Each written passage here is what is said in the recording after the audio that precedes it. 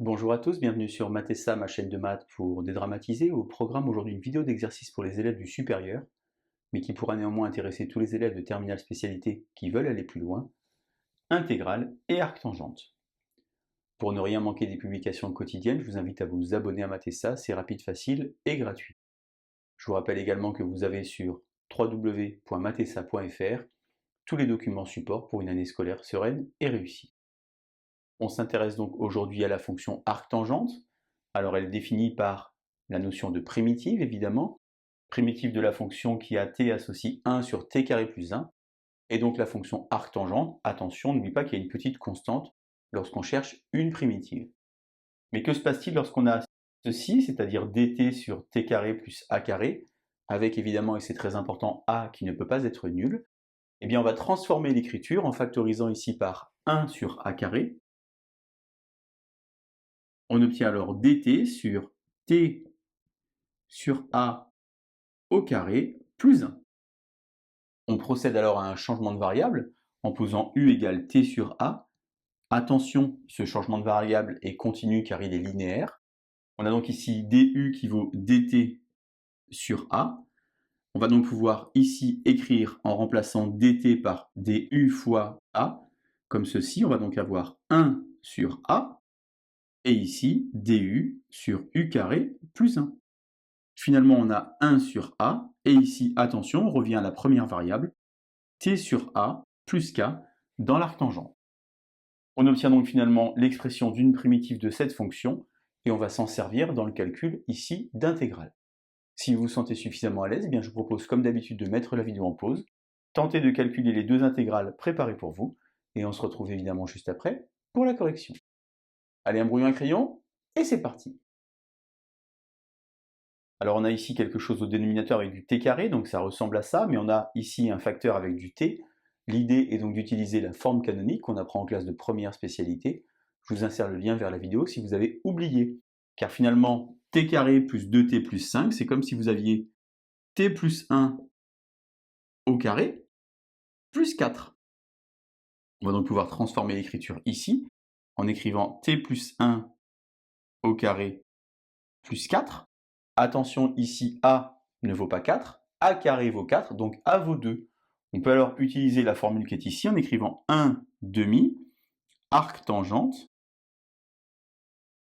de t plus 1 sur 2 à évaluer entre 0 et 1. On va alors maintenant remplacer. Lorsque je fais celui du haut, ça fait 1 plus 1, 2 sur 2, arctangente 1, moins arctangente. Lorsque j'en passe par 0, ça fait 1 demi.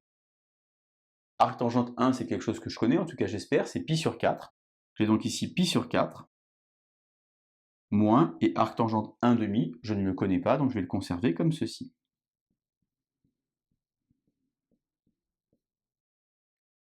Pour me convaincre que j'ai la bonne réponse, je vous insère ici une petite capture d'écran. J'ai demandé à la calculatrice de calculer cette intégrale. J'ai écrit cette valeur, attention en mode radian, et vous vous rendez compte évidemment que j'ai la bonne réponse. Exercice 2 maintenant, calculer j égale l'intégrale de 0 à 1 de dt sur t carré moins t plus 1. Même idée, forme canonique pour se ramener ici à ce qui m'intéresse. Donc j'ai ici, attention, un petit 1, donc je vais avoir t moins 1 demi. Pourquoi moins 1 demi? Car si je distribue, j'aurai la double distributivité avec ici le double produit, et donc je vais avoir t carré moins t. Mais si je développe, je vais avoir plus 1 quart, qu'il faut donc que j'enlève, et 1 moins 1 quart, ça fait donc 3 quarts. J'ai donc finalement que a carré vaut 3 quarts, et donc a vaut racine de 3 sur 2. Alors j'utilise ici ma formule, 1 sur racine de 3 sur 2, comme ceci, arctangente, t moins 1 demi, racine de 3 sur 2. Je vais donc ici devoir remplacer par 1 et par 0. Ici, je peux inverser en 2 sur racine de 3, arctangente. Lorsque je remplace ici par 1 moins 1 demi, ça fait 1 demi. 1 demi divisé par racine de 3 sur 2, ça fait donc 1 sur racine de 3, moins arctangente, Et lorsque je remplace par 0, ça fait moins 1/2 sur racine de 3 sur 2, ça fait donc moins 1 sur racine de 3. J'ai donc ici 2 sur racine de 3. Arctangente de racine de 3 sur 3, puisque je vais rendre rationnel. Et je vous rappelle ici que vous avez une fonction à intégrer qui est une fonction qui est paire. Ça veut donc dire en fait que la fonction arctangente est impaire, puisqu'une primitive de fonction paire est une fonction impaire. On a donc ici un petit plus qui apparaît, et on a ici arctangente de racine de 3 sur 3. Finalement, j'ai deux fois la même, je vais donc avoir 4 sur racine de 3, arctangente de racine de 3 sur 3. Alors deux options, soit je m'arrête là, soit je vais essayer d'aller un peu plus loin. Et je vous rappelle quand même que vous connaissez quelques valeurs. Par exemple, vous savez que sinus pi sur 6, ça vaut 1/2. Vous savez que cosinus pi sur 6, ça vaut racine de 3 sur 2. Et donc, vous savez que tangente pi sur 6, ça vaut 1 sur racine de 3 ou bien racine de 3 sur 3. Ça veut dire ici que arctangente de racine de 3 sur 3, eh bien c'est finalement pi sur 6. J'ai donc ici 4 fois pi sur 6 racine de 3.